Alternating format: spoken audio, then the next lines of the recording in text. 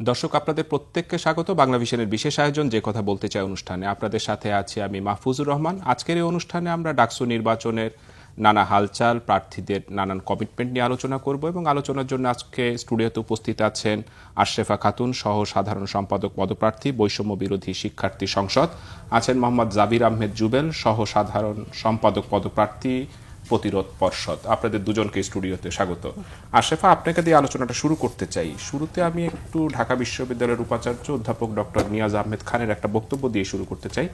উনি আজকে বলেছেন যে ডাকসু নির্বাচন ঘিরে কিছু সমস্যা থাকলেও ছাত্র সংগঠনগুলোর আচরণে আশাবাদী হয়ে উঠেছে প্রশাসন।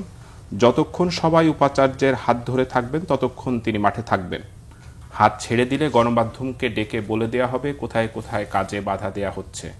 আপনারা কি উপাচার্যের কাজে বাধা দিচ্ছেন? ফার্স্ট অফ অল ধন্যবাদ কথা বলার সুযোগ করে দেওয়ার জন্য। দেখুন, ওনার বক্তব্যের মধ্যে স্পষ্টভাবে বলা আছে যে ছাত্র সংগঠনগুলোর আচরণে এখনো পর্যন্ত আশাবাদী। তো আমি বিশ্বাস করি এখনো পর্যন্ত ছাত্র সংগঠনগুলো বাধা প্রদান করছে না, এবং আমার মনে হয় যে বৃহত্তর যে ছাত্র সংগঠনগুলোকে আমরা মনে করি ক্যাম্পাসে, তারা বাদে আদৌ লাভ টাকার ডাকসু না হলে। আমরা তো ডাকসু চাই, আমরা তো অনেক আগে থেকে ডাকসু চাই। আমি 2022 সালেও ডাকসু চাই আন্দোলন করেছি।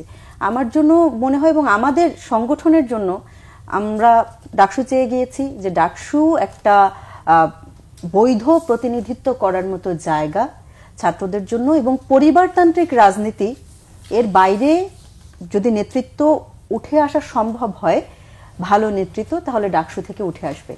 তো আমরা আমাদের অঙ্গীকারে সবসময় ছিলাম এক জায়গায়, এবং আমি বিশ্বাস করি বাকি যে সংগঠনগুলো আছে, আমি ক্যাম্পাসে দেখেছি 2019 থেকে ছাত্রলীগের বিরুদ্ধে যে সংগঠনগুলো দাঁড়িয়েছে, তারাও সবাই ডাকসু চায়। এখন কারা এটা বন্ধ চাচ্ছে, এটা উপাচার্য মহাশয় মুখ খুললেই মনে হয় ভালো হয়। মানে ব্যাপারটা এরকম যে ডাকসু হতে দেবে না, তারপরে মুখ খুলবে, এতে লাভ টাকার। মানে উনি যদি শিক্ষার্থীদের ভালোই চান, যদি তার উপরে আসলেই প্রেশার আসে যে গোল টেবিলে বসে আমার পদ ভাগাভাগি করে দেওয়া লাগছে, আমি অ্যাকচুয়াল ভোট কাউন্ট করছি না, এরকম যদি ভয় বা এরকম যদি আশঙ্কা উনি করে থাকেন, তাহলে ওনার উচিত উনি এখনই বলে দিন। উনি কেন ওয়েট করবেন যে কখন ডাকসু কেচে যাবে, কখন বড় দলগুলো ক্যাম্পাসের ভিতরে মারামারি করবে, তারপরে উনি বলবেন যে কে কি করছে না করছে। এটা তো অভিমানের কথা। বাংলা সিনেমায় যারা অভিমান করে তারা এরকম বলে, নায়িকা অভিমান করে বলে যে আমি তোমার সাথে ফুচকা খেতে যাব না, তুমি যদি আমার রাগ না ভাঙাও। এভাবে তো আমাদের ডাকসু হবে না। একটা রাজনৈতিক এত বড় একটা পরিবর্তন আসতে যাচ্ছে দেশে ডাকসুর মাধ্যমে, জাতীয় রাজনীতিতেও প্রভাব ফেলবে। একই সাথে সাথে ক্যাম্পাসের নিরাপত্তা নিয়েও তো শঙ্কিত থাকার কথা। এরকম মন্তব্য যদি উপাচার্য মহাশয়ের পক্ষ থেকে আসে যে উনি বলছেন যে ছাত্র সংগঠন এখনো পর্যন্ত আশাবাদী তাদের আচরণে, বাকি যদি আমি ডাকসু নির্বাচন দিতে না পারি তাহলে সব কথা সংবাদ পদত্যাগ করে বলে দিব, এরকম যদি ওনার আশঙ্কা থাকে, আমার তো মনে হচ্ছে এটাই কোথায় কোথায় বাধা দেওয়া হচ্ছে, এটা যদি উনি খোলাসা করে বলেন এখনই গণমাধ্যমে, তাহলে আমরা যারা ডাকসু চাই, ছাত্র সংগঠন যারা আশাবাদী আচরণ করছে, উপাচার্য মহাশয় যখন বলছেন ওনাকে আমরা ভরসা করতে চাই, ওনাকে আমরা বিশ্বাস করতে চাই, আমরা বিশ্বাস করতে চাই ওনার আন্ডারে একটা সুষ্ঠু ডাকসু হবে। উনি যখন বলছেন যে বাধা দেওয়ার চেষ্টা করা হচ্ছে, তাহলে বাধা দেওয়ার চেষ্টা করছে, কিন্তু কারা করছে এটা আমরা জানতে চাই। আপনারা জানতে চান, আপনারা এই বিষয়টা জানেন না। জাবির, আপনি কি জানেন যে আসলে কারা বাধা দিচ্ছে বা বাধা দেয়া বা এই নির্বাচনের প্রভাব বিস্তার করার চেষ্টা কি কেউ করছে? প্রথমত, গণ অভ্যুত্থান পরবর্তী সময়ে এসে ঢাকা বিশ্ববিদ্যালয়ের যে প্রশাসন নতুন করে অভ্যুত্থানের মাধ্যমে যে তৈরি হলো, সেই প্রশাসনের কাছে এই ধরনের মন্তব্য শিক্ষার্থীরা কখনো প্রত্যাশা করে না। আমরা ঢাকা বিশ্ববিদ্যালয়কে কিংবা এই বাংলাদেশ সরকারকেও যদি বলি, কোনো বিশেষ রাজনৈতিক দল কিংবা কোনো বিশেষ এজেন্সি কিংবা বিশেষ কোনো কিছুর দিকে পক্ষপাতিত্ব বা নুয়ে পড়ার জন্য আসলে এই প্রশাসনকে নিয়োগ দেই নাই বা তৈরি করি নাই। এই অভ্যুত্থানটা সংগঠিত হয়েছে যে ঢাকা বিশ্ববিদ্যালয়ের শিক্ষার্থীদের মধ্যে থেকে যে জিনিসটা ছিল, যে অভ্যুত্থানটার মাধ্যমে মূলত বিশ্ববিদ্যালয়ে যে আওয়ামীকরণ হয়েছিল, প্রতিটা শিক্ষক থেকে শুরু করে কর্মচারী পর্যন্ত একটা রাজনৈতিক দলের কর্মচারীতে পরিণত হয়েছিল, নেতা নেত্রীতে পরিণত হয়েছিল, এবং প্রতিটা সিদ্ধান্ত মূলত সরকারের পক্ষ থেকে আসতো, আওয়ামী লীগের পক্ষ থেকে আসতো, এবং তারা সেই সিদ্ধান্ত বাস্তবায়ন করত। আজকে অভ্যুত্থান পরবর্তী সময়ে একজন ভিসির কাছ থেকে তো এই ধরনের মন্তব্য আমি চাই না। আমি তো এই ধরনের ভিসি চাই নাই যে এই ভিসি হচ্ছে ক্ষমতার কাছে নুয়ে পড়বে। আমি ভিসি চেয়েছিলাম আমাদের সত্যিকার অর্থেই যে প্রশাসক হবে, সত্যিকার অর্থে এই বিশ্ববিদ্যালয়ের কল্যাণ কামনা করবে, শিক্ষার্থীদের কল্যাণের জন্য সে সবকিছু করবে। শিক্ষার্থী অধিকারের একটা বড় প্ল্যাটফর্ম, বড় জায়গা ডাকসু নির্বাচনকে কেন্দ্র করে যদি তিনি রাষ্ট্রের কাছে নুয়ে পড়েন, যদি তিনি ভিসির কাছে, এই সরকারের কাছে নুয়ে পড়েন, কিংবা কোনো রাজনৈতিক দলের কাছে নুয়ে পড়েন, কিংবা কোনো এমবেসির কাছে নুয়ে পড়েন, সেটা তো আমরা চাই নাই। এই ধরনের উপাচার্যের তো প্রয়োজন নাই। আগের উপাচার্য সেম কাজ করতো। এখন দেখেন, আমরা যদি মনে করি যে কারা বাধা দিচ্ছে বা দিচ্ছে না, সেই জিনিসটা তো উপাচার্য পরিষ্কার করেন নাই। এখন পর্যন্ত বাধার হিসাবটা যদি বলি, আমরা দেখতেছি যে ক্রমাগতভাবে কালক্ষেপণ করা হয়েছিল। 5 আগস্টের আগেও আমরা যেরকম ভাবে আমার সংগঠন কিংবা আমাদের জোট থেকে ডাকসু নির্বাচনের জন্য আন্দোলনও করছিলাম, বারবার কথা বলছিলাম, ঠিক একইভাবে অভ্যুত্থান পরবর্তী সময় আমরা বারবার বলে আসছিলাম যে ডাকসু নির্বাচন আয়োজন করেন। কিন্তু দেখেন, একটা বছর পার করে ফেলছে। তাহলে আমি যদি বলি, আমি এখন তো জানি না উপাচার্য কাকে দায় দিতে চান, আমি তো দায় দিচ্ছি উপাচার্যকে। উপাচার্যের কারণে বিলম্বিত হয়েছে, এই বিশ্ববিদ্যালয় প্রশাসনের কারণে 1 বছর পিছিয়ে গেছে বিশ্ববিদ্যালয় গণতান্ত্রিক রূপান্তর। আপনার কি মনে হয় যে ডাকসু হলেই গণতান্ত্রিক রূপান্তর হবে? এই প্রশ্নটার উত্তর আমি নেব। আমি একটু আশরাফ আপনার কাছে জিজ্ঞেস করতে চাই যে আজকে ডাকসু নির্বাচনে প্রার্থীদের কেউ কেউ আসলে সংখ্যা প্রকাশ করেছেন। তারা বলেছেন যে ক্যাম্পাসে এখনো ছাত্রলীগ রয়েছে, শেখ হাসিনার পক্ষে থাকা যেসব শিক্ষক ছিল তাদের বিরুদ্ধে কোনো ব্যবস্থা নেওয়া হয়নি, শেখ হাসিনার আমলে নিয়োগকৃত আওয়ামী লীগের কর্মচারীরাও রয়েছে। এত কিছু থাকার পরেও একটা নির্বাচন নিয়ে তাদের ভিতরে একটা শঙ্কা রয়েছে। আপনিও কি শঙ্কিত যে ডাকসু নির্বাচনটা হবে কি হবে না এই বিষয়টা নিয়ে? আমরা চাই ডাকসু নির্বাচন হোক এবং প্রশাসন সুষ্ঠু নিরাপদ পরিবেশ বজায় রেখে ডাকসু দিক। শঙ্কা ছিল, মানে তফসিল ঘোষণা হবে কিনা, এর আগে বারবার ডেট দিয়েছে, এই ডিসেম্বরে না ফেব্রুয়ারিতে, এটা ওটা করে করে তারা ডাকসু এতদিন পর্যন্ত পিছিয়ে এনেছে। শঙ্কা ছিল ডাকসু হবে না। এখন একটা আশা যখন দেখছি, আবার নতুন করে শঙ্কা তৈরি করা হচ্ছে কৃত্রিমভাবে, আমার মনে হচ্ছে ওই শঙ্কাটা তৈরি করতে কারা চায়, মানে চাচ্ছে যে শঙ্কার থেকেই ডাকসুটা না হোক। এবং এটা সত্যি যে বিশ্ববিদ্যালয়ে এখনো ছাত্রলীগ আছে। আমরা দেখেছি যে 15 জুলাই যারা হামলা করেছে তাদেরকে আওয়ামী প্রশাসনের, এখনো তো প্রশাসনের ভিতরে কোনো সংস্কার হয় নাই। মানে যে আওয়ামী লীগের যে টিচাররা ছিলেন, নিয়োগপ্রাপ্ত যে টিচাররা এতদিন 16 বছর ধরে শেখ হাসিনার পদলেহন করেছে, তারা কিন্তু এখনো শপথে বহাল আছে, তারা শেল্টার দিচ্ছে। 15 জুলাই হামলাকারী যারা, তাদেরকে গোপনে পরীক্ষা দেওয়ার ব্যবস্থা করে দিচ্ছে। 1টা বছর লাগে না, যাদের হচ্ছে কোনো শাস্তিমূলক ব্যবস্থা নিতে 1টা বছর লাগে না। কিন্তু প্রশাসন এত ভিডিও ফুটেজ, এত ছবি, এত প্রমাণ থাকার পরেও বারবার করে কালক্ষেপণ করে প্রশাসন মানে এই যে সংকট, এটা প্রশাসন তৈরি করেছে। প্রশাসন মানে এখনো পর্যন্ত আওয়ামী লীগের যে হচ্ছে লেসপেন্সাররা যারা ছিল তাদেরকে এখনো পর্যন্ত প্রশাসনে রেখে দিয়েছে। এবং প্রশাসনিক ক্ষমতা দেখবেন যে কয়েকদিন আগে মেবি হচ্ছে শিক্ষক সমিতির নির্বাচন হয়েছে বা এরকম কিছু, তো এখানে 2 দলের মধ্যে ভাগাভাগি হয়েছে, যে সাধারণ সম্পাদক এক দলের আর হচ্ছে সভাপতি এক দলের, এরকম একটা ভাগাভাগির কথা আমরা শুনেছি। নীল দলের শিক্ষকরা এখনো শিক্ষক সমিতি দখল করে রেখেছেন। প্রত্যেকটা গুরুত্বপূর্ণ জায়গায় এখনো নীল দলের শিক্ষকরা আছে। সেই শিক্ষকরা আছে যারা 3 আগস্টে ছাত্রদের বিপক্ষে গিয়ে আন্দোলনে বলেছে যে এটা হচ্ছে ছাত্রদের মিসগাইডেড করা হচ্ছে। এত এত লাশ পড়ার পরও এই শিক্ষকরা এখনো পর্যন্ত শপথে বহাল থেকে ছাত্রলীগকে পুনর্বহাল করে গিয়েছে। এতদিন পর্যন্ত সব জায়গায় পরীক্ষা দিতে দিয়েছে, এখনো পর্যন্ত বিচার করেনি। এই প্লটটা প্রশাসন তৈরি করেছে। যে শঙ্কার কথা বারবার বলা হচ্ছে, যে শঙ্কার যে তারা বাণীটা বারবার দিচ্ছে, যে শঙ্কার খবরটা সবার মধ্যে স্প্রেড করে দিতে চাচ্ছে, এটা প্রশাসনই তৈরি করেছে। প্রশাসন, অভ্যুত্থান পরবর্তী প্রশাসনের বিন্দু মাত্র চিহ্ন এদের ভিতরে নাই, কারণ এরা কোনো শক্ত পদক্ষেপ এখনো পর্যন্ত গ্রহণ করতে পারেনি। মানে এত এত প্রমাণ, এত এত ছাত্ররা, প্রত্যেকটা শিক্ষার্থী চায় ছাত্রলীগের বিচার হোক, কিন্তু করে নাই। বিগত বছরগুলোতে শুধু জুলাই না, জুলাইয়ের আগেও যারা গেস্ট রুমে, গণরুমে নির্যাতন চালিয়েছে, তারা এখন বীরদর্পে ঘুরে বেড়াচ্ছে ক্যাম্পাসে, তাদের কোনো বিচার হয় নাই। এই যে একটা উদাহরণ দিই, জুলিয়া সিজার তালুকদার ভিপি মনোনয়ন তুলেছেন, উনি ভিপি পদে মনোনয়ন তুলেছেন। এবং 2019 সালে আমি তখন ফার্স্ট ইয়ারে, তখন ডাকসুর মনোনীত ভিপি, মানে নির্বাচিত ভিপি নুরুল হক নূর, শামসুন্নাহার হলের নির্বাচিত ভিপি তাসনিম আফরোজিমি আপু, তারপরে ছিল ছাত্র ফেডারেশনের সভাপতি ছিল উম্মে হাবিবা বেনজির আপু, প্রত্যেকের উপর হামলা করেছে এবং ডিম নিক্ষেপ করা হয়েছে। স্পষ্ট ফুটেজ আছে যে উম্মে হাবিবা বেনজির আপুকে তলপেটে লাথি মারা হয়েছে। এই যে এতগুলো নির্যাতনের সাথে যুক্ত থাকার পরও, এছাড়া সব থেকে বেশি এটা করেছে যে ওখানে ফরিদ ভাই ছিলেন একজন SM হলেই, তিনি জুলিয়া সিজারের বিপক্ষে নির্বাচন করায় তাকে থাপ্পড় দিয়ে তার কানের পর্দা ফাটিয়ে দেওয়া হয়েছে। মানে এগুলো তো নতুন কিছুই না। এই যে যে নির্যাতনটা করলো তার নাম সরাসরি নিউজে আছে, এতগুলো প্রমাণ আছে, তারপরে বিশ্ববিদ্যালয় প্রশাসন আমাদেরকে বলছে যে শঙ্কা তৈরি হচ্ছে, ডাকসু না হতে পারে, আবার একেই মনোনয়ন দিচ্ছে। ছাত্রলীগকে তো বিশ্ববিদ্যালয় প্রশাসনই এখনো পর্যন্ত শেল্টার দিয়ে যাচ্ছে। এগুলো তো মানে বারবার ডাকসু হলে আপনারা কি এটার বিরুদ্ধে কোনো আন্দোলন করবেন কিনা? ডাকসু হওয়ার পরে যদি নির্বাচিত হতে পারেন, আমি অবশ্যই আমরা অবশ্যই আমি এই প্রশ্নটার উত্তরটা একটু নেব। আমি একটু যাবেন আপনার কাছে, যে আপনি বলছিলেন যে গণতন্ত্রায়ন আসলে হয়নি, আপনারা ঢাকা বিশ্ববিদ্যালয় ক্যাম্পাসে যেরকম চেয়েছিলেন, ঠিক এইটার জন্যই কি আসলে নির্বাচনটা একটা শঙ্কা রয়েছে কিনা? নির্বাচনের আর 2 সপ্তাহের মতো বাকি রয়েছে।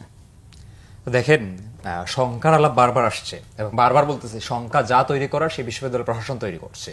এবং গণতন্ত্রায়নের কথা যেটা বলতেছি, বিশ্ববিদ্যালয়ের গণতান্ত্রিক রূপান্তর তো হয় নাই তো বটেই, একটা অভ্যুত্থানের সরকার এই বিশ্ববিদ্যালয়ে যারা হামলা চালিয়েছিল, যারা বিগত সময়ে আওয়ামী আমলে, ছাত্রলীগের আমলে বিভিন্ন রাজনৈতিক দলের বিভিন্ন ছাত্র সংগঠনের নেতাকর্মী কিংবা সাধারণ শিক্ষার্থীদেরকে নির্যাতন করেছে, সেই নির্যাতনকারী শিক্ষার্থীদের তালিকা প্রকাশ করা কিংবা তাদেরকে আইনের আওতায় নিয়ে আসা, সে কোনো কাজে বিশ্ববিদ্যালয় প্রশাসন করে নাই। এর কারণটা আসলে কি? কারণটা কি? বারবার যে এই জিনিসটা স্পষ্ট হচ্ছে যে এই বিশ্ববিদ্যালয় প্রশাসন গণহত্যাকারী দলগুলো কিংবা ব্যাপক আকারে হত্যাকাণ্ড ঘটানো দলগুলো, সন্ত্রাসী দলগুলোকে আসলে সে স্পেস করে দিচ্ছে কি না। দেখেন, এই ক্যাম্পাসে 2টা ঘটনা ঘটতেছে। একদিকে যেমন ইসলামী ছাত্র শিবির পুনর্বাসিত হচ্ছে, অন্যদিকে ছাত্রলীগ পুনর্বাসিত হচ্ছে। গত 15 বছর ধরে ক্যাম্পাসে অসংখ্য হামলা এবং নির্যাতনের ঘটনা করছে। আমরা 5 আগস্টের পর থেকে ঢাকা বিশ্ববিদ্যালয় প্রশাসনকে বলে আসছিলাম যে এই ধরনের নির্যাতনের যা ঘটনা ঘটছে, যারা নির্যাতন করছে, হামলা করছে, আক্রমণ করছে, এমনকি জুলাই আগস্টেও যারা হামলা আক্রমণ করছে, তাদের প্রত্যেককে বিশ্ববিদ্যালয় প্রশাসন আইনের আওতায় নিয়ে আসবে। একটা একাডেমিক আইন, বিশ্ববিদ্যালয়ের নিজস্ব আইনের মতে তার ছাত্রত্ব বাতিল বা এই ধরনের বিষয়ে যাওয়া, আরেকটা ফৌজদারি অপরাধের বিরুদ্ধে সে করা। এর কোনোটাই আসলে করে নাই। এর কারণটা আসলে কি? ব্যবস্থা নিয়েছে প্রশাসন? না, কোনো ব্যবস্থা নেয় নাই।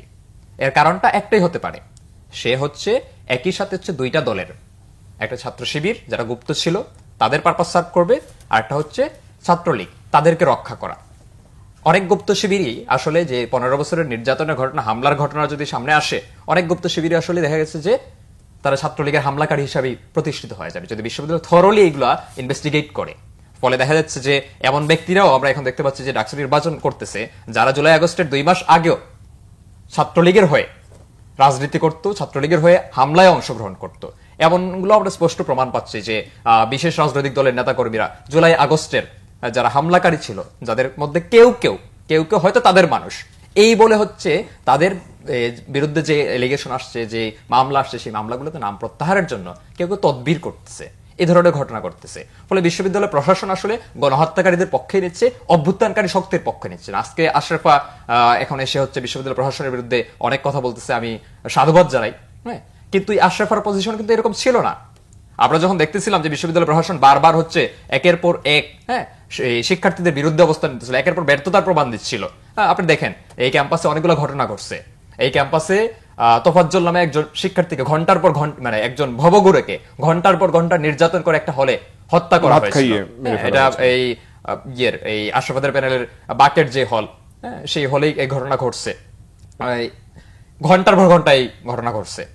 প্রশাসন থেকে কোনো উদ্যোগ নেওয়া হয় না এটা থামানোর জন্য। প্রক্টর কোনো কিছুই জানতো না। হ্যাঁ, এবং পরবর্তীতে এই বিচার কার্যক্রম কতদূর আগাইছে সেটা স্টুডেন্টরা জানে না, বারবার টালবাহানা করা হচ্ছে। এই ক্যাম্পাসে সাম্য হত্যা ঘটেছে, প্রশাসন বিশেষ করে ব্যবস্থা এখন পর্যন্ত গ্রহণ করতে পারে নাই। আন্দোলনের সময় নানান ধরনের ভুগিচুকি দিছে, তারপর এখন শেষ।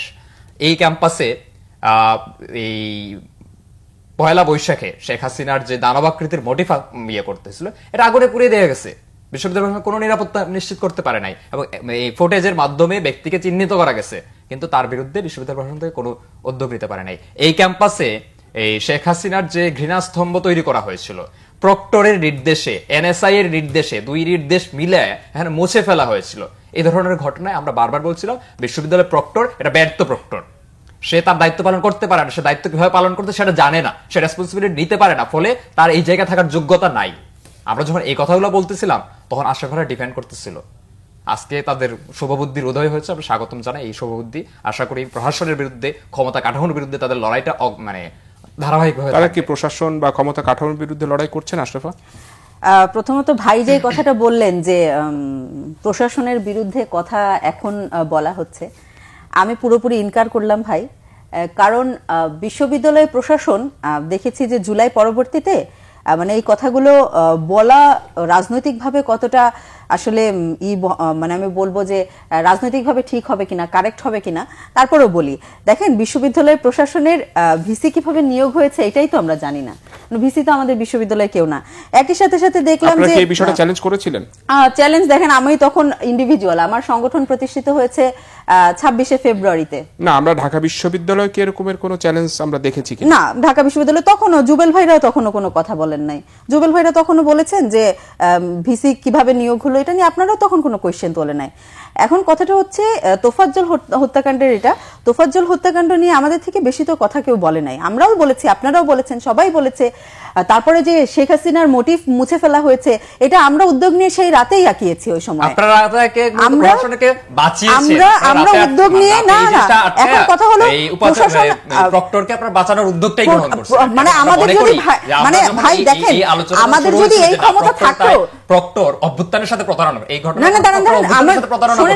আমি তো চাইছি এই অভ্যুত্থানের সাথে প্রতারণা করে শিক্ষক কিংবা হচ্ছে এই প্রক্টর ক্ষমতায় থাকতে পারে না। দেখেন ক্ষমতা এটা এটা দাঁড়ান দাঁড়ান, এখানে আপনারা বলছেন যে প্রক্টর স্যার ভুল করে ফেলছেন। না ভুল হচ্ছে যেটা জুবেল ভাই কথাটা হচ্ছে আপনারা কথা বলছেন যে প্রশাসনকে দলীয়করণের কথা বলছেন যে প্রক্টর অমুক তমুক, সাদা দলের টিচাররা সব জায়গায় এখন ক্ষমতা দখল করে বসে আছে। আপনারা কয়বার কথা বলেছেন সাদা দলের টিচারদের নিয়ে? যেই শিক্ষক তার দায়িত্ব পালন করতে পারে না, সাদা দলের সহকারী প্রক্টর সাদা দলের, আপনারা তো সেটা নিয়ে কথা বলেন নাই। আমি আমার দায়িত্বে আপনারা বারবার বলছেন যে প্রক্টরের পদত্যাগে আপনারা সহকারী প্রক্টরের কথা কেন বলেন না? অভ্যুত্থানের শিক্ষার্থীদের সাথে প্রতারণা করে তার পদত্যাগ আমি কেন চাবো না? যেই সাদা দলের শিক্ষক যেই দায়িত্বে থাইকা স্টুডেন্টদের মধ্যে প্রতারণা করবে তার বিরুদ্ধে আপনি আপনার রাজনৈতিক, আমার প্রক্টর আমি নিয়োগ দেই নাই, আমার সংগঠন প্রক্টর ভিসি কাউকে নিয়োগ দেয় নাই। আমি তো বলতেছি না আপনার সংগঠন নিয়োগ দিছে, আমি বলতেছি যে ছাত্র সংগঠন হিসাবে যখন অভ্যুত্থানের সাথে একজন এই শিক্ষক প্রতারণা করতেছে তখন তো আমি এর বিরোধিতা করব, তার পদত্যাগ চাবো। সাদা দলের হচ্ছে সাদা দলের কোন শিক্ষক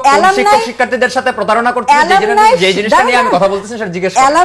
অ্যালামনাই অ্যাসোসিয়েশন সাদা দলের লোকজন দখল করে নিয়েছে। বিএনপি সাদা দলের লোকজন অ্যালামনাই অ্যাসোসিয়েশন দখল করছে মানে কেন? সাদুজ্জামান দুদু ভাই মানে সাদা দলের শিক্ষক, অ্যালামনাই অ্যাসোসিয়েশন সে কি সাদা দলের শিক্ষক? সে তো শিক্ষক না, সে তো বিএনপির লোক ভাই। না সে সাদা দলের, আপনার বিএনপি, আপনি বলছেন দলীয়করণ হতে কথা শেষ করতে দেন না ভাই। আমি বিএনপি আওয়ামী লীগের আলাপ আসছে এখানে, আমি আসছি বিশ্ববিদ্যালয়ের প্রক্টরের আলাপ আসছে। প্রক্টর নিজেও সাদা দলের, আপনি জানেন? আপনার কথা নিশ্চয়ই জানেন হলো প্রক্টর নিজেও সাদা দলের। আপনি আমার কথা শেষ করতে দেন, আমি আপনার কথার ভিতরে তো তর্ক করি নাই।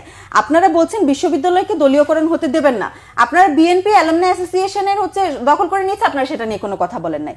সাদা দলের অন্যান্য ঠিক আছে, ভিসি স্যারকে আমরা কি করেছি? আমরা ভিসি স্যারের পক্ষে আন্দোলন করেছি নেমে, মানে আপনি বললেন যে আমরা বাঁচিয়েছি।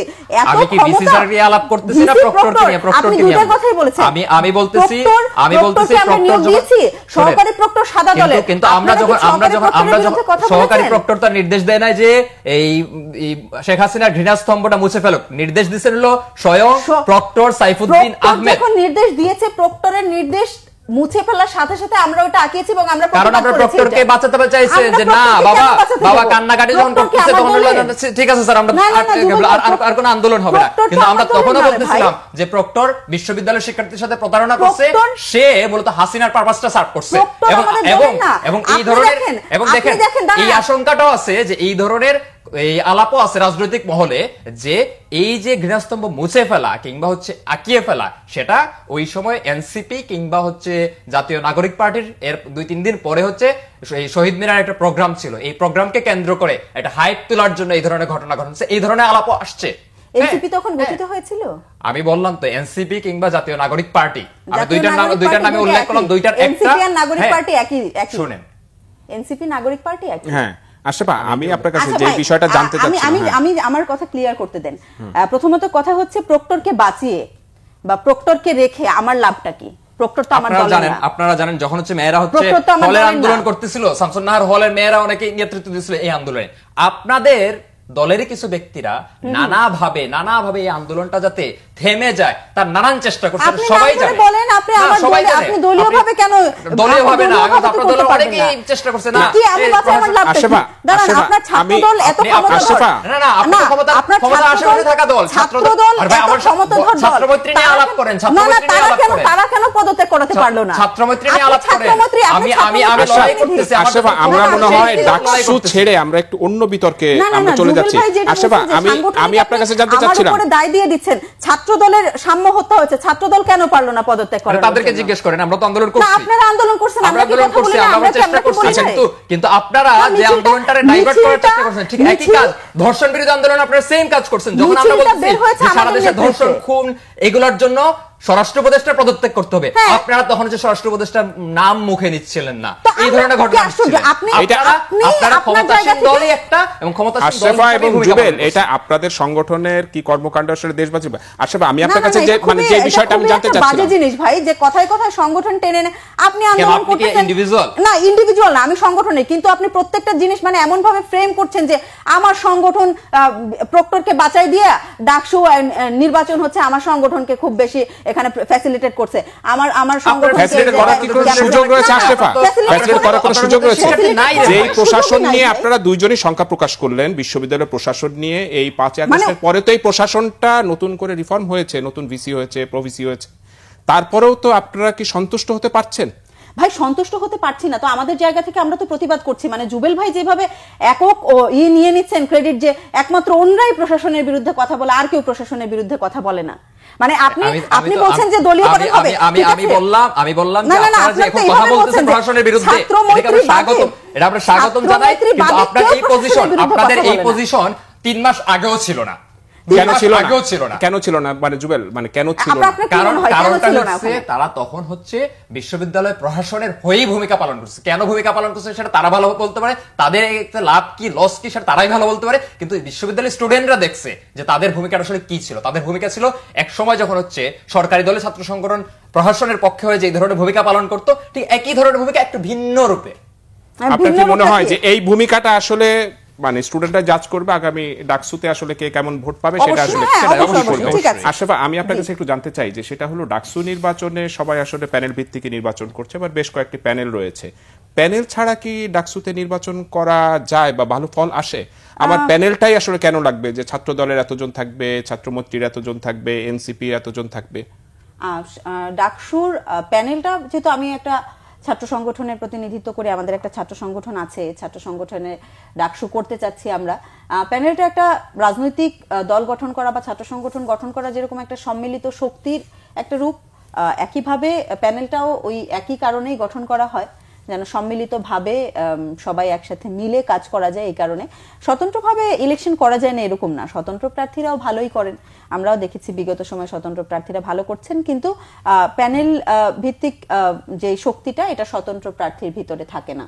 কিন্তু এই জায়গাটায় অনেকেই বলে থাকে, মানে জুবেল এই উত্তরটা আমি আপনার কাছে নিতে চাই, অনেকেই বলে থাকেন যে স্বতন্ত্র প্রার্থী হলে ইন্ডিভিজুয়াল ওই ব্যক্তিটাকে জাজ করা হয়, আর আপনি যখন একটা প্যানেলে যান তার ছাত্র সংগঠনের আদর্শ নীতি এইটা আসলে খুব বেশি বড় করে, তখন আর প্রার্থীর ব্যাপারে খুব বেশি আলোচনাটা থাকে না। বিষয়টা কি এরকমের?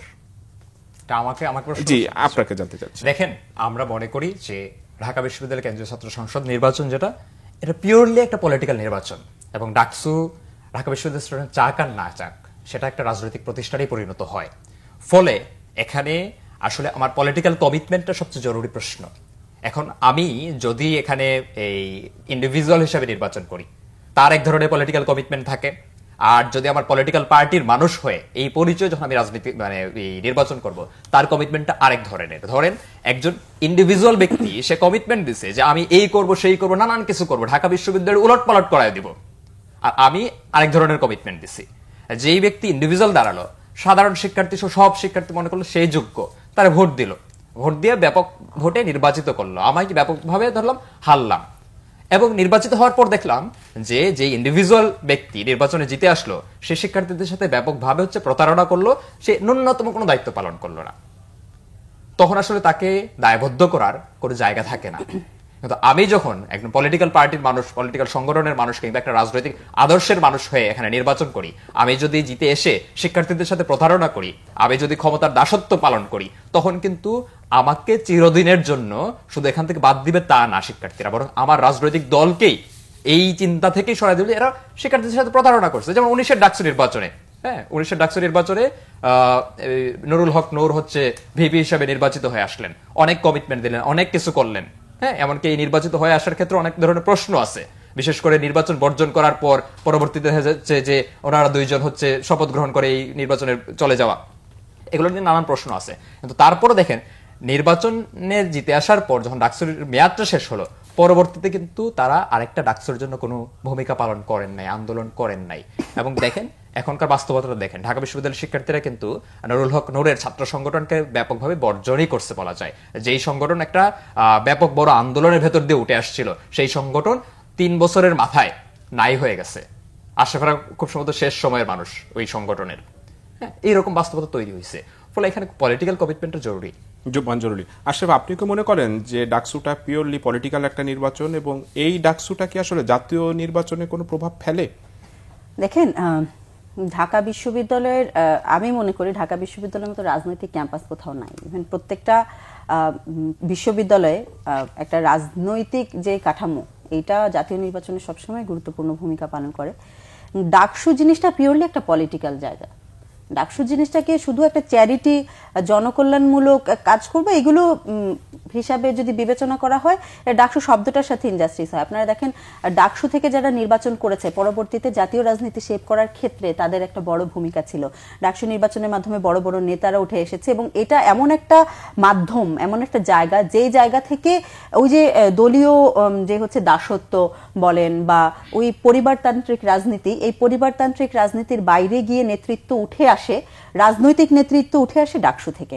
তো ডাকসুকে অরাজনৈতিক ভাবার কোনো কারণ নাই এবং অরাজনৈতিক হিসেবে পোট্রে করে আসলে এমন একটা গোষ্ঠীর বলবো ফায়দা হাসিলের চেষ্টা করা হয় যারা রাজনীতি করেও অরাজনৈতিক থাকে। আর ডাকসুর মাধ্যমে যারা নির্বাচিত হয় তারা রাজনৈতিক একটা ক্যারেক্টার হিসেবে সব জায়গায় পোর্ট্রেট হয় এবং জাতীয় রাজনীতিতে ডাকসুর অবশ্যই প্রভাব আছে। আজকে ডাকসু নির্ধারণ করবে জাতীয় রাজনীতি কোন দিকে যাচ্ছে। ঢাকা বিশ্ববিদ্যালয়ের আমরা দেখেছি পূর্বেও যে হাসিনা বিরোধী আন্দোলন, যেটা এই যে স্বৈরাচার বিরোধী আন্দোলন যেটা 24-এ হলো, এর আগে আওয়ামী বিরোধী যত আন্দোলন ছিল, এই জায়গায় ডাকসুতে যারা প্রতিদ্বন্দ্বিতা করেছেন, তৎকালীন 19-এ যারা প্রতিদ্বন্দ্বিতা করেছেন, এরপরে যারা ডাকসুতে প্রতিদ্বন্দ্বিতা করে উঠে এসেছেন বিভিন্ন হল থেকে, বিভিন্ন হলের যারা প্রতিনিধি বা সেন্ট্রাল প্যানেলে যারা ছাত্রলীগের বাইরে থেকে উঠে এসেছেন, তারা কিন্তু একটা গুরুত্বপূর্ণ ভূমিকা পালন করেছেন। তারা দেখিয়েছে মানে ছাত্রদের মাধ্যমে যে নেতৃত্ব উঠে আসে, এটা কিন্তু ডাকসু থেকে হয়েছে। আমি মানে ব্যক্তিগতভাবে আমি রাজনীতিতে আগ্রহী হয়েছি 19 সালের ডাকসু থেকে। 19 সালের ডাকসু থেকে আমি দেখেছি যে ডাকসুর মাধ্যমে রাজনীতিতে আসা, এটা হচ্ছে সবার ম্যান্ডেট নিয়ে এখানে আসা। এবং যে কয়জন মানুষের আপনি জিততে না পারেন, মনে করেন ঢাকা বিশ্ববিদ্যালয়ে 500 জন শিক্ষার্থী আপনাকে ভোট দিয়েছে, সেই 500 জন শিক্ষার্থী আপনার কাছে ওই রাজনৈতিক কমিটমেন্টটা আশা করে যে তাদের যে রাজনৈতিক আকাঙ্ক্ষা সেটা আপনি পূরণ করবেন। আমার মনে হয় যে ডাকসু পরবর্তীতে যে জাতীয় রাজনীতি আছে, এটাতে আসলে আমরা দেখছি বিভিন্ন জায়গায় অনেক কথাবার্তা বলা হচ্ছে, অনেক জাতীয় রাজনীতিতে অনেক বড় বড় দল এটা দখল করে নেবে, ওটা দখল করে নেবে। যেই নেতৃত্বরা ডাকসু থেকে উঠে আসবে এখন, তারা পরবর্তীতে যে কেউ ফ্যাসিস্ট হয়ে উঠবে বা ওঠার স্বপ্ন দেখাবে বা ওঠার একটা সম্ভাবনা দেখাবে, তাদের বিরুদ্ধে আমি মনে করি ঢাল হয়ে দাঁড়াবে। জুবেল, আপনার কাছে একটু জানতে চাই যে আপনি বলছিলেন যে এটা একটা পিওরলি পলিটিক্যাল নির্বাচন, জাতীয় রাজনীতিতেও একটা প্রভাব রয়েছে। আগামী জাতীয় সংসদ নির্বাচন ফেব্রুয়ারিতে, এখন পর্যন্ত সোফার যতটুকু জানা যায়। এই ফেব্রুয়ারির ইলেকশনের আগে আপনাদের ডাকসু নির্বাচনটা কি আলাদা কোনো গুরুত্ব বহন করে? দেখেন, এটা ফেব্রুয়ারিতে জাতীয় নির্বাচন, তার আগে ডাকসু নির্বাচন বলে যে আলাদা করে গুরুত্ব বহন করতেছে তা না। ডাকসু নির্বাচন বাংলাদেশের জন্য সবসময় গুরুত্বপূর্ণ, সেটা নির্বাচনের আগে হোক, জাতীয় নির্বাচনের আগে হোক বা পরে হোক। এবং দেখেন মানে বারবার যে ডাকসুর যে ঐতিহ্যের আলাপটা চলে আসছে, 19-এর ডাকসু নিয়ে আশরাফা অনেক আলাপ করলো, কিন্তু 19-এর ডাকসু নির্বাচনটা কিংবা ডাকসুটা এই বিশ্ববিদ্যালয়ের শিক্ষার্থীর জন্য অত্যন্ত বেদনাদায়ক একটা ব্যাপার এবং একটা লজ্জাজনক একটা বিষয়। দেখেন, বাংলাদেশের ইতিহাস জুড়ে আমরা ডাকসুর ইতিহাস জুড়ে যদি দেখি, যে এই ডাকসু বায়ান্নের ভাষা আন্দোলনের নেতৃত্ব দিয়েছিল, যেই ডাকসু ৬২ শিক্ষা আন্দোলনের নেতৃত্ব দিয়েছিল, যেই ডাকসু ৬৯ গণ অভ্যুত্থানের নেতৃত্ব দিয়েছিল, মুক্তিযুদ্ধে যে নেতৃত্বদায়ী ভূমিকা পালন করেছিল, এবং ৯০ সালে ১০ বছর ব্যাপী স্বৈরাচার এরশাদ বিরোধী সংগ্রামে কিন্তু সে নেতৃত্ব দিয়ে এরশাদ স্বৈরাচারের পতন ঘটিয়েছিল। ১৯ সালেরই ডাকসু একমাত্র ডাকসু বাংলাদেশের ইতিহাসে যে আসলে একটা ফেসিবাদী দুঃশাসনের সময়ও ন্যূনতম কোনো ফেসিবাদ বিরোধী লড়াইয়ে ভূমিকা পালন করতে পারে নাই। বরং যখন হচ্ছে ডাকসুর মেয়াদটা পূর্ণ হয়ে যায়, ডাকসুটা ভেঙে যায়, হ্যাঁ, তখন থেকে আসলে ফেসিবাদ বিরোধী লড়াইটা মানে তুঙ্গে যায়। এবং এইটা আসলে এখনকার সময়ে আমাদের প্রশ্নের বিষয় বা আমাদের ভাবার বিষয় যে ডাকসুটা আসলে কোন নেতৃত্বের কাছে আমরা পৌঁছায় দেব, যে এই নেতৃত্ব হচ্ছে শিক্ষার্থীদের সাথে প্রতারণা করে রাষ্ট্রের সাথে নতজানু হয়ে একটা ডাকসু মধ্যে থাকবে কিনা, বা এই ডাকসুর নেতৃত্ব ক্ষমতার কাছে নত হবে কিনা, কোনো এমবেসির কাছে নত হবে কিনা, আর্মির কাছে নত হবে কিনা, এখনকার মিন্টু রোডের কাছে নত হয়ে পড়বে কিনা, সেটা একটা জরুরি বিষয়। আমরা মনে করি যে এই ডাকসু নির্বাচন শিক্ষার্থীদের বেছে নিতে হবে প্রতিরোধী শক্তিকে, যে অতীতেও প্রতিরোধ গড়ে তুলছে, এখনো গড়ে তুলতেছে, কোনো ক্ষমতার সাথে এখন অভ্যুত্থান পরবর্তী সময়ে কোনো ধরনের আপোষে যায় নাই, কিংবা এখানে সবচেয়ে গুরুত্বপূর্ণ যে জিনিসটা ডাকসুকে মুক্ত করতে হবে। আপনারা জানেন যে সিলেটে পাথর লুটপাটের জন্য এক ধরনের সর্বদলীয় ঐক্য হয়ে গেছে। সেই লুটপাটকারী যে রাজনৈতিক দলগুলা সবাই জানেন, শুধুমাত্র বামপন্থী দলগুলা বাইরে যদি বলি, বাকি সব রাজনৈতিক দলগুলো আসলে এখানে ঐক্যবদ্ধ হয়ে পাথর লুটপাট করতেছে, কোটি কোটি টাকার লুটপাট করতেছে। আমরা ডাকসুকে সেই সর্বদলীয় লুটপাট তন্ত্রীদের বিরুদ্ধে দাঁড় করতে চাই। আপনি বলছিলেন যে ১৯-এর ডাকসু আসলে ফ্যাসিস্টের বিরুদ্ধে খুব বেশি প্রতিরোধ গড়ে তুলতে পারেনি। ওই ডাকসুতে ফ্যাসিস্ট বিরোধী আসলে কয়জন ছিল? ওই ডাকসুতে ২ জন ব্যক্তি ছিলেন, ডাকসুতে ২ জন ব্যক্তি ছিলেন। একজন ভিপি, প্রধানতম যে ব্যক্তি, যার অনেক ধরনের সক্ষমতা ছিল যে ফেসিবাদ বিরোধী লড়াইয়ে নেতৃত্ব দেওয়ার ক্ষেত্রে। ডাকসু নামটা, ডাকসু ভিপি পরিচয়টাও একটা গুরুত্ব বহন করে। যখন সর্বদলীয় ঐক্যর কথা বলি, কিংবা সর্বদলীয় লড়াইয়ের আলাপ বলি, কিংবা এই ধরনের বিশেষ আয়োজনের ক্ষেত্রে, যখন একটা সিগনেচার যাচ্ছে ডাকসুর ভিপির নামে, কিংবা একটা পোর্শন থাকতেছে যে এখানে ডাকসুরও প্রতিনিধিত্ব আছে এই ধরনের ঐক্য জোটের ক্ষেত্রে, লড়াইয়ের ঐক্য জোটের ক্ষেত্রে, সেটা কিন্তু ইম্প্যাক্ট হিউজ হয়। আমাদের এই ডাকসু পরবর্তী সময়ে একটা ঐক্যই হয়েছিল, সন্ত্রাস বিরোধী ছাত্র ঐক্য মনে হয় এই নামেই হয়েছিল। নুরু ভাইকে হামলা করা হয়েছিল এবং এই ঐক্য গঠনের ক্ষেত্রে আমরা উদ্যোগী ভূমিকা পালন করছি। কিন্তু ওই মিছিলে জাস্ট 2টা মিছিল বা একটা মিছিল হয়েছিল ওই ঘটনার পর, কিন্তু এই জোটটা ফাংশন করে নাই। এবং ফাংশন কেন করে নাই তখনকার নেতৃবৃন্দ বলতে পারবেন, এবং আমি মনে করি এই ফাংশনটা করে নাই মূলতই তখনকার ডাকসু নেতৃত্বের কারণেই। যে নেতৃত্বের পিছনে কি আসলে শিক্ষার্থীরা ছিল? আপনি ভোট দিয়ে নুরুল হক নূরকে ভিপি বানালেন, তারপরে নুরুল হক নূর নানা প্রতিবন্ধকতার ভিতর দিয়ে গিয়েছিল, ইভেন একটা হলে সে তার উপরে ডিম নিক্ষেপ করা হয়েছিল, তার উপরে শারীরিক নির্যাতন করা হয়েছিল। তখন কি শিক্ষার্থীরা তার পাশে গিয়ে দাঁড়িয়েছিলেন ওই ফ্যাসিস্টের আমলে? দেখেন, শিক্ষার্থীরা কখন আসে? যখন হচ্ছে রাজনৈতিক ব্যক্তিরা রাজনৈতিক সংগ্রামের মধ্য দিয়ে, কষ্টিপাথরের মধ্য দিয়ে উত্তীর্ণ হয়, তখন আসে। আমরা বারবার বলতেছিলাম যে আমরা ফেসিবাদ বিরোধী লড়াই করছি দীর্ঘদিনের। দেখেন, আমাদের লড়াই কতজন মানুষ ছিল? 15 বছরের লড়াইয়ে খুব অল্প মানুষ ছিল, পার্টিজান মানুষজন ছিল। কিন্তু যখন হচ্ছে সংগ্রামটা একটা ব্যাপক বিস্তৃত হয়ে পড়ে, তখন কিন্তু লাখ লাখ জনগণ এই সংগ্রামের সাথে লিপ্ত হয়। আমরা 19 সালের ডাকসু নির্বাচনের পরে যে লড়াইটা, এই লড়াই নিশ্চয়ই হচ্ছে সেই বৃহৎ শিক্ষার্থীদের অংশকে সাথে নিয়ে আসলে লড়তে পারে নাই এই ডাকসু নেতৃত্বই। ভোট হয়তো পাইছে, কিংবা ভোট পায়ও নাই। ডাকসুর 19 সালের ডাকসু নিয়ে অনেক প্রশ্ন আছে। যে নির্বাচন নূর ভাইরা বর্জন করেছিল দুপুর 12টার সময় সব ছাত্র সংগঠনের সাথে মিলে, ছাত্রলীগের বাইরে থাকা সব সংগঠন মিলে, সেই ডাকসু নির্বাচন মধ্যরাতে তো যখন ফলাফল ঘোষণা করলো, দেখা যাচ্ছে নূর ভাইরা চেঞ্জ হয়ে গেলেন। এই ধরনের ঘটনা ঘটছে। ফলে যেটা বলতে চাই যে শিক্ষার্থীরা একটা অংশ তো ছিলই, প্রতিবাদী মুখ তো ছিল। অন্তত এই ক্যাম্পাসের 1000 মানুষ তো তখন হচ্ছে এই ছাত্রলীগ বিরোধী মিছিলগুলো ছিল। 1000 না হোক 500 মানুষ তো ছিল, 500 না হোক 250 মানুষ তো ছিল। এই 250 মানুষকে সাথে নিয়ে যে সংগ্রামটাকে সামনে এগিয়ে নিয়ে যাওয়ার দায়িত্ব তো তার ছিল, তাদের ছিল। কিন্তু সেই কাজটা তারা করেন নাই না আসলে করার সক্ষমতা ছিল না। এই প্রশ্ন আমি একটা আশা আপনার কাছে জানতে চাই যে ডাকসুতে আসলে আগামীতে যারাই নির্বাচিত হবে, তারা কি স্বাধীনভাবে কাজ করতে পারবে ক্ষমতাশীল দলদের ব্লেসিংস ছাড়া? যে ক্ষমতাশীল দল যারা আছে তাদের বিপক্ষ বা অপোনেন্টরা যদি ডাকসুতে আসে, সেই ডাকসুটা কি আসলে খুব বেশি ফাংশন করতে পারবে? দেখুন, 19-এর ডাকসুর প্রেক্ষাপট আর এখনকার প্রেক্ষাপট কিছুটা হলেও ভিন্ন। 19-এ যেভাবে ফ্যাসিবাদ পুরো হাসিনার যে আমলাতন্ত্র থেকে শুরু করে একদম গ্রামের পুরো একটা টেম্পো স্ট্যান্ড পর্যন্ত পুরোটাই হাসিনা একটা বলবো রাজনৈতিককরণ করেছে। তো এবারের ডাকসুটা এখনো পর্যন্ত লেভেল প্লেইং ফিল্ড নিশ্চিত হয়েছে কিনা এটা একটু দ্বিধাদ্বন্দ্বে থাকলেও এখনো পর্যন্ত আমরা দেখছি যে সবাই সবার মতো কাজ করতে পারছে। আমরা 19-এর ডাকসুতে দেখেছি ছাত্রদলকে প্রচারণা করতে দেয়নি, আমি নিজে দেখেছি ছাত্রদলের উপর হামলা করছে, ক্যাম্পাসে ঢুকতে দিচ্ছে না। তো এই যেই ব্যাপারগুলো 19-এ হয়েছিল, এবার কিন্তু ওরকম হচ্ছে না। এবার ছাত্রছাত্রীরা এনাফ টাইম পাচ্ছে যে কাদেরকে ভোট দিয়ে নির্বাচন করবে, কারা লড়াই করতে পারবে সেটা ভাবনা চিন্তা করার, এবং দখলদারিত্ব কিন্তু তাদের উপর নাই। জোর করে কৃত্রিম লাইন তৈরি করে দিয়ে ভোট দিতে না দেওয়া বা কারো প্রচারণা বাধা দেওয়া এরকম কিন্তু এখনো কোথাও ঘটেনি। তো যদি এই পরিবেশ সুষ্ঠুভাবে বজায় থাকে, যদি শিক্ষার্থীরা তাদের মতামত বা তাদের ভোট যদি স্বাধীনভাবে দিতে পারে, তাহলে যারা নির্বাচিত হয়ে আসবে আমি আশা করি যে তারা পরবর্তীতে পুরো মানে সরকার কাঠামো বলেন বা রাষ্ট্র কাঠামো পুরোটার যে স্বৈরাচারী হয়ে ওঠার মনোভাব, এটার বিরুদ্ধে চ্যালেঞ্জ হয়ে রাষ্ট্র ক্ষমতাকে চ্যালেঞ্জ করার সক্ষমতা অর্জন করবে। মানে জুবেল, আপনার কাছে একটু জানতে চাই যে সেটা হলো এবারে ডাকসুটা আপনারা সবাই বলছেন একটু ভিন্ন প্রেক্ষাপটে, যে শেখ হাসিনা সরকারের পতনের পরে এবারের ভোটে কি আসলে জুলাই আগস্টের আন্দোলনের কোনো ভূমিকাটা কি একটা প্রভাব বিস্তার করবে ভোটের ক্ষেত্রে, যে কারা কারা আসলে ওই আন্দোলনের ভূমিকা রেখেছিল, সক্রিয় ছিল, কারা নিষ্ক্রিয় ছিল, এইটা কি একটা প্রভাব বিস্তার করতে পারে কিনা? দেখেন, এইটা শুধু না, জুলাই আগস্ট আন্দোলনের ভূমিকা শুধু না, বরং এইবার ভোটে প্রভাব ফেলবে জুলাই আগস্টে কাদের ভূমিকা কেমন ছিল, জুলাই আগস্টের পূর্ববর্তী সময় কাদের ভূমিকা কেমন ছিল, এবং জুলাই আগস্ট পরবর্তী সময়ে কোন ব্যক্তির ভূমিকা আসলে কি ছিল।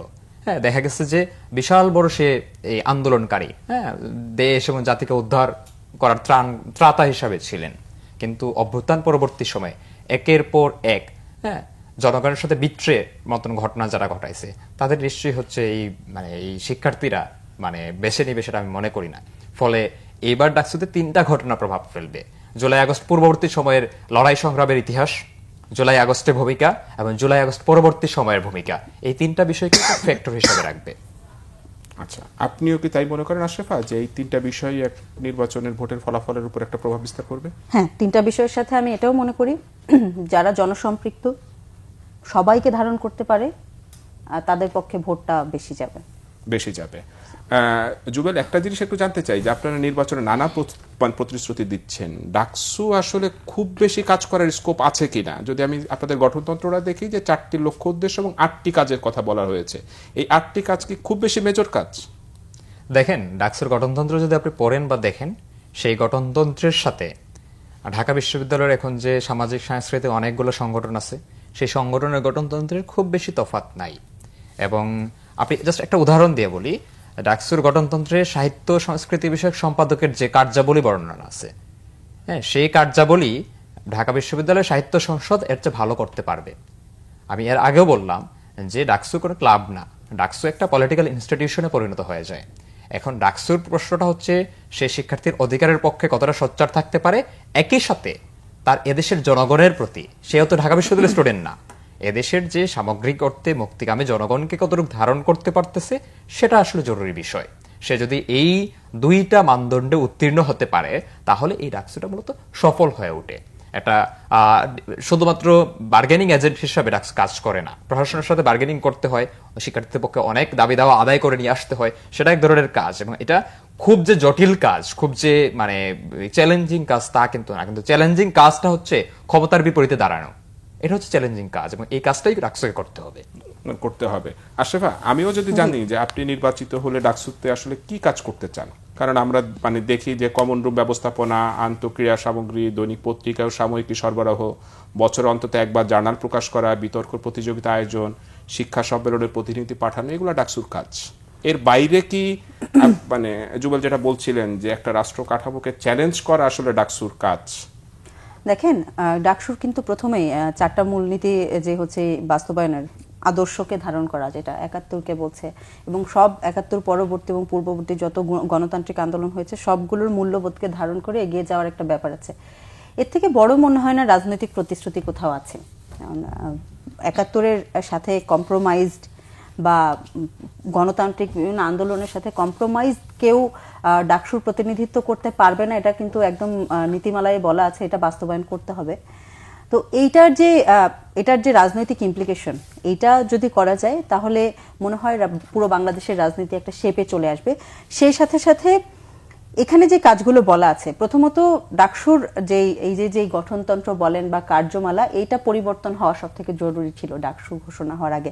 কিন্তু প্রশাসন এত বেশি হচ্ছে বারবার পিছিয়ে করেছে যে এই আলাপ তুললে দেখা যেত যে আরো 2 বছর পরে ডাকসু দিবে, মানে এরকম একটা অবস্থা হয়ে গেছে। তো এটা যদি সংস্কার করতো, যুগোপযোগী যে এইগুলো পদক্ষেপগুলো নেওয়া যায় সেগুলো যে অন্তর্ভুক্ত করতো, তাহলে এটা মানে মনে হতো যে এখন খুব বেশি ভালো একটা হতো, ডাকসুরতে এটা জবাব দিতে খুব বেশি সুবিধা হতো।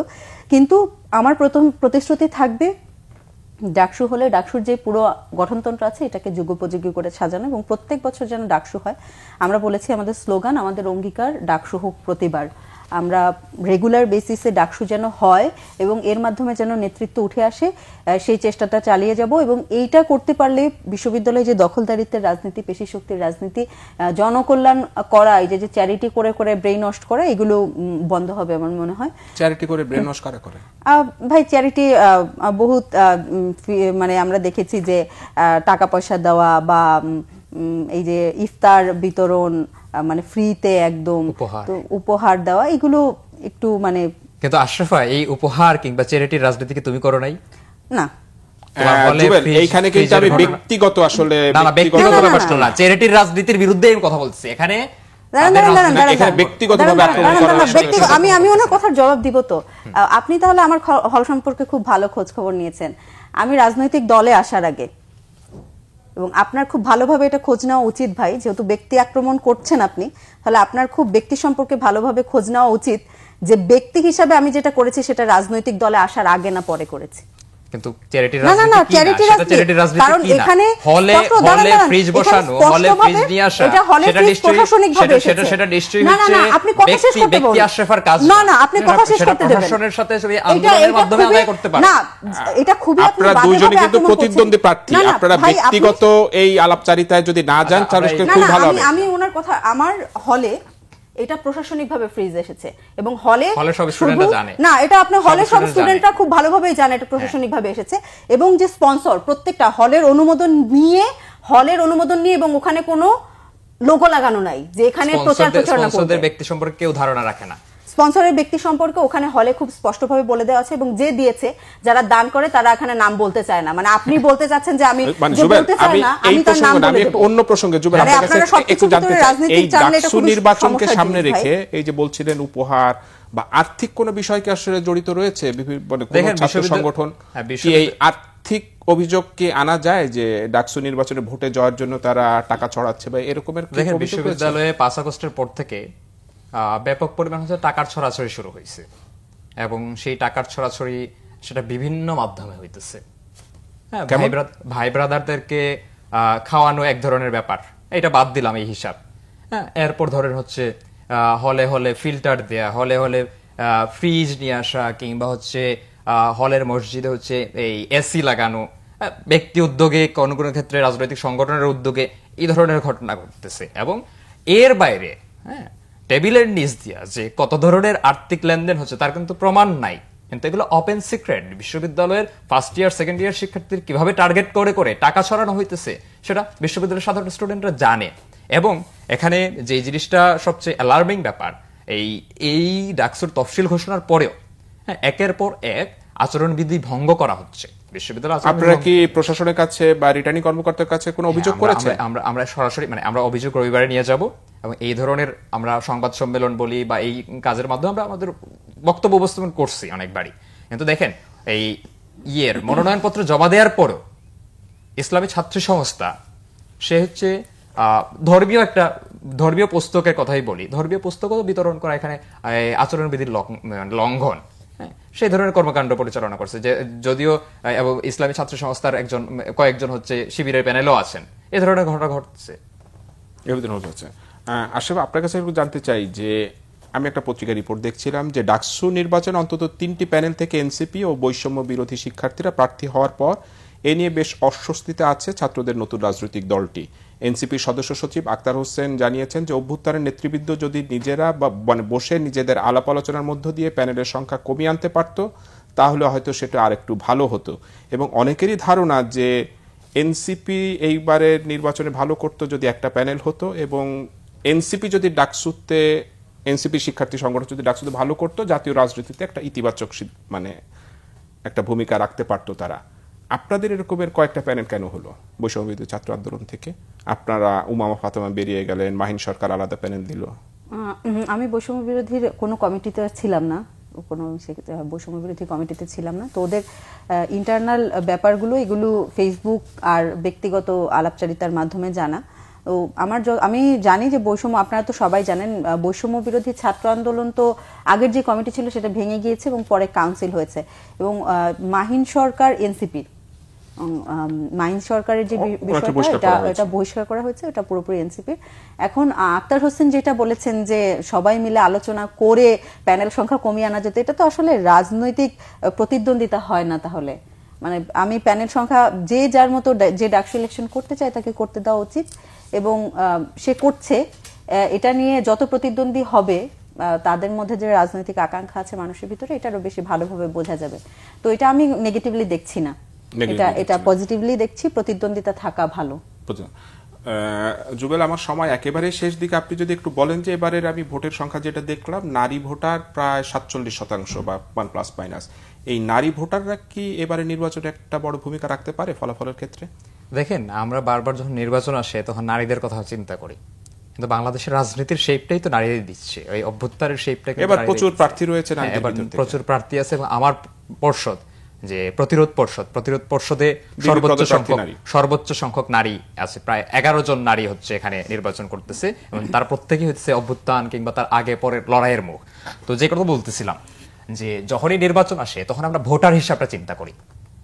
নারীরা সবসময় দেশের আন্দোলন বলি, দেশের ভোটের রাজনীতি বলি, সব রাজনীতি হচ্ছে একটা গুরুত্বপূর্ণ ভূমিকা পালনকারী ব্যক্তি, এবং এই নির্বাচনেও তারা সেই গুরুত্বপূর্ণ ভূমিকা পালন করবে। অতীতে যেরকম ভূমিকা পালন করছে। আমরা চাই নারীরা শুধু সংখ্যা হিসাবে না থাকুক, আমরা চাই নারীরা তার প্রকৃত অর্থে বিশ্ববিদ্যালয়ে যে তার বিশ্ববিদ্যালয় সহ তার এদেশের রাজনীতিতে তার যে হিস্সা, সেই হিস্সাটা আদায় করুক। আমরা সেই হিস্সা আদায়ের লড়াই তাদের সাথে আছি। আমার সময় একেবারে শেষ। আপনাদের দুজনকে অসংখ্য ধন্যবাদ। দর্শক, এতক্ষণ দেখছিলেন যে কথা বলতে চাই অনুষ্ঠান। আজকের মতো এখানেই বিদায় নিচ্ছি। সবাইকে ধন্যবাদ।